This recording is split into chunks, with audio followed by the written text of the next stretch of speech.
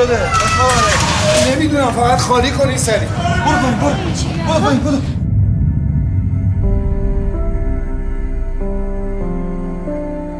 من و خانمم که از اینجا اسباب کشی کردیم رفتیم توی خونه‌ای که حالا اینجا از که شانس آوردیم بالاخره. ببین سر راه از سوپرمارکت های باز بود، یه چیز برای صبحونه بگی. هیچی نداریم تو خونه. قربونت برم.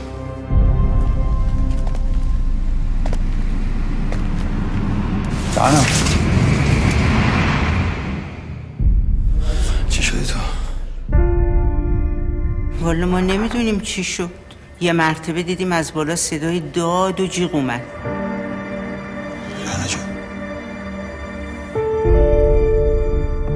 اون آپارتمان تو در همسایه و محل تابلوه بابک جون.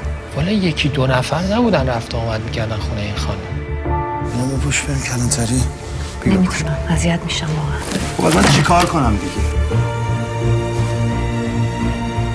من یه رو باید پیداش کنم.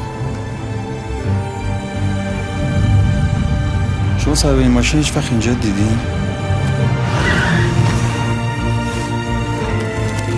یک کلمه نمیگه اونجا چی؟ تو چرا همچی میکنی امشب؟ داری انتقام میگیری ازش. خودم میدونم دارم چی کار میکنم.